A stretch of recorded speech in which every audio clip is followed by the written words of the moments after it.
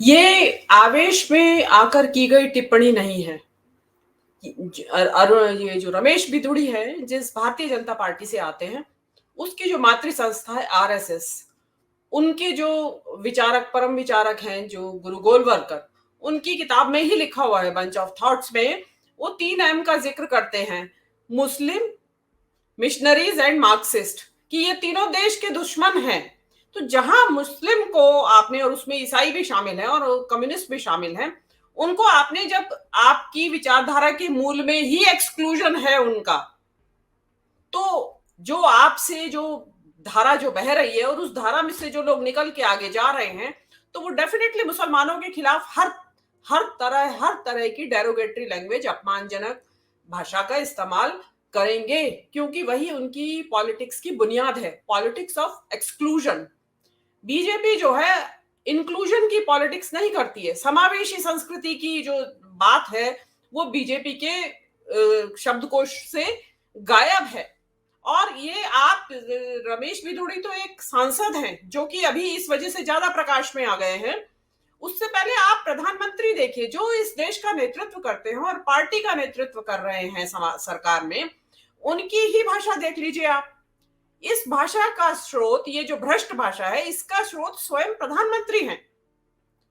आप उनकी भाषा में देखिए, उन्होंने पहले भी पूर्व में कितने शब्द इस्तेमाल किए हैं जो कि प्रधानमंत्री पद को शोभा नहीं देते। उन्होंने प्रधानमंत्री पद पे रहते हुए ही ये टिप्पणी की थी कि ये कपड़ों से पहचाने जाते हैं, मुसलमानों के लिए कहा था उन्होंने। तो अगर एक देश का प्रधानमंत्री, एक देश की एक आबादी है, 20-22 करोड़ की आबादी मानी जाती है मोटे तौर पे, तो उसको अगर लेबल कर रहा है, उसके ऊपर एक लेबल लगा रहा है कि ये विशेष प्रकार के कपड़े पहनते हैं और इनको दूर से ही पहचाना जा सकता है, और वो किसी दंगे के संदर्भ में उसका जिक्र कर रहे थे। और उन्होंने मुख्यमंत्री रहते हुए बच्चे बनाने की फैक्ट्री भी कह दिया था, राहत शिविरों को, गुजरात के जो राहत शिविर लगे थे दंगों के बाद।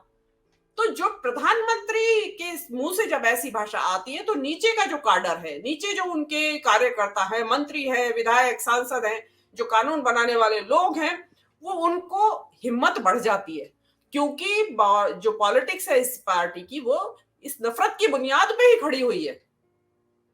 यूं तो क्या अल्पसंख्यक मंत्रालय नहीं है इनके यहाँ? आपने जिस डबल स्पीक की बात की, अल्पसंख्यक मंत्रालय भी है, अल्पसंख्यक आयोग भी है, बीजेपी के अंदर मुस्लिम नेता भी हैं, मुस्लिम प्रवक्ता भी हैं।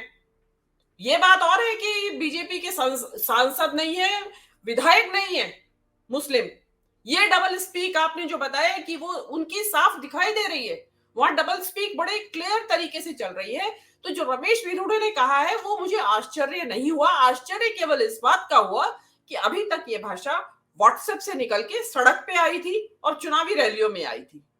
अब ये भाषा चुनावी रैली और व्हाट्सएप से निकल के संसद के पटल पर पहुंच गई है, और जिसमें कि 4 दिन या 5 दिन हो गए हैं, अभी तक पार्टी के अध्यक्ष, पार्टी के जो मुखिया, प्रधानमंत्री हैं, जो सरकार के मुखिया, और जो विधानसभा के, लोकसभा के अध्यक्ष हैं, वो इस बात पे खामोश हैं।